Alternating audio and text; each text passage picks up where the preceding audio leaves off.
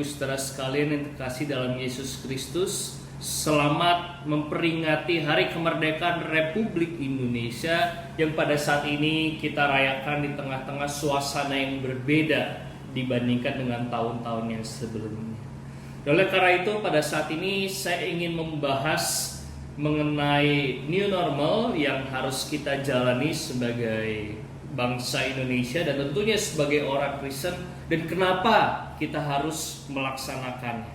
Bapak Ibu saudara sekalian, topik pertama yang ingin saya angkat di dalam membahas mengenai new normal ini adalah perihal mengenai menjadi manusia yang baru, yang itu dibahas di dalam Efesus pasal 4 ayat 17 hingga 32. Saya tidak akan membacakannya secara utuh, namun saya akan membacakannya di dalam beberapa bagian, yaitu dari ayat 20 hingga 24. Saya akan membacakannya untuk kita sekalian.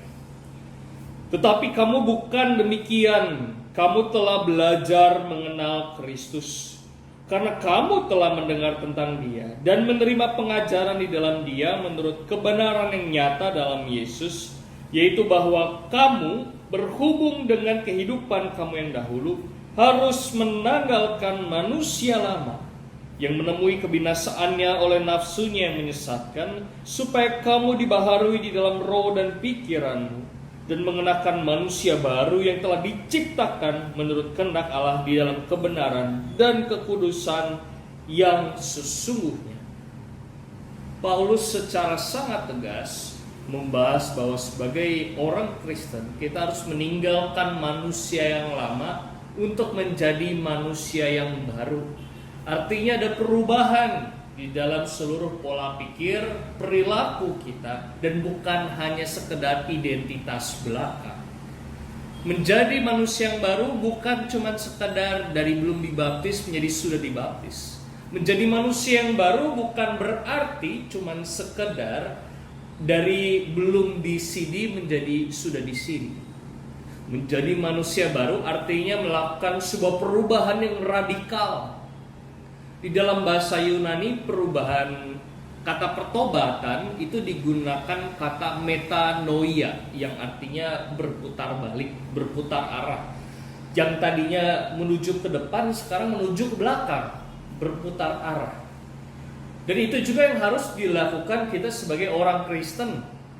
Kita tidak lagi mengenakan pikiran-pikiran kita yang lama, tetapi kita harus berperilaku sebagai orang-orang yang baru.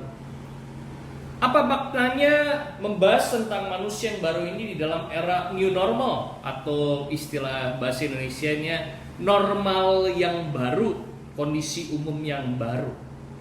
Bapak Ibu saudara sekalian, yang pertama-tama harus kita hayati adalah masuk ke dalam era new normal sekali lagi bukan cuma sekedar kata-kata. Era new normal bukan cuma sekedar sebuah slogan, tetapi harus kita hidupi bersama-sama. Kenapa?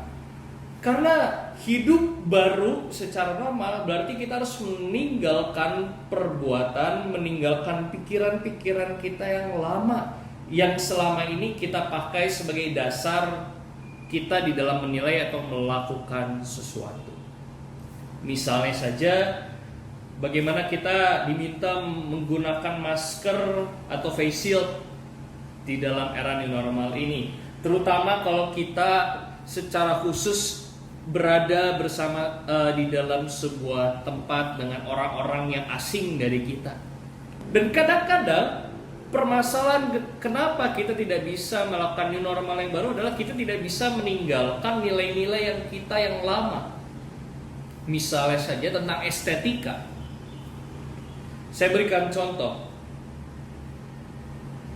Apabila saya menggunakan masker ditambah dengan face shield, tentu suara saya tidak sebaik kalau saya membuka semuanya, kan? Saat ini saya buka karena saya berada di dalam ruangan yang sendirian.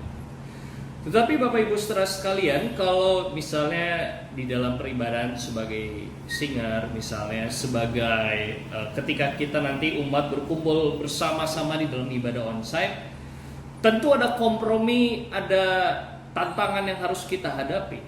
Menggunakan masker untuk waktu yang lama tidak mengenakan. Bernyanyi menggunakan masker pasti tidak mengenakan. Beribadah melihat misalnya pendetanya, mungkin singer, penatua dan semuanya menggunakan masker dan face, mungkin tidak estetis. Tampaknya aneh. Kenapa? Tidak terbiasa. Tapi pertanyaannya Bapak Ibu Saudara sekalian, kemudian apakah kita kemudian mau meninggalkan hal-hal yang baik hanya demi estetika? Ini sesuatu yang harus kita pikirkan bersama-sama juga. Kenapa? Karena jangan sampai kita mementingkan menyanyi dan kedengarannya indah, tetapi kemudian kita buka-buka, kita jadi klaster yang baru. Bagaimana tanggung jawab kita kepada Tuhan? Bukankah kita sebagai pengikut Kristus, kita sebagai gereja harus berpartisipasi bersama-sama dengan Allah untuk menjadikan dunia ini tempat yang lebih baik untuk kita hidupi bersama? Bukankah tugas kita adalah menghadirkan kerajaan Allah? Dan oleh karena itu kalau kita kemudian hadir, apalagi kemudian gereja menjadi klaster yang baru, apakah kita sebenarnya sudah menjadi orang-orang yang mewartakan kebaikan dan kerajaan Allah bagi dunia ini? Tidak. Kita akan jadi dicemooh, kita jadi batu sandungan bagi orang lain. Oleh karena itu Bapak Ibu Saudara sekalian, apabila Bapak Ibu Saudara sekalian melihat ya ada hal-hal yang aneh, ada hal-hal yang tidak biasanya dan tidak begitu nyaman, pahamilah bersama-sama bahwa ini adalah untuk kebaikan kita. Karena tugas gereja bukan hanya menyediakan sebuah peribadahan yang menarik oleh mata telinga kita, tetapi juga membawakan pengajaran. Oleh karena itu Bapak Ibu Saudara sekalian yang terkasih dalam Yesus Kristus, marilah kita sebagai orang Kristen kita berpartisipasi di dalam mewujudkan kerajaan Allah, di dalam mewujudkan kebaikan dan mewartakan kabar baik. Dan kiranya Tuhan menyertai dan memberkati kita, sehingga kita tidak terjatuh di dalam ego kita, tidak terjatuh dalam pikiran-pikiran dan nilai-nilai kita yang lama, tapi kita sungguh-sungguh diperbaharui untuk melakukan hal-hal yang baik di dunia. Amin.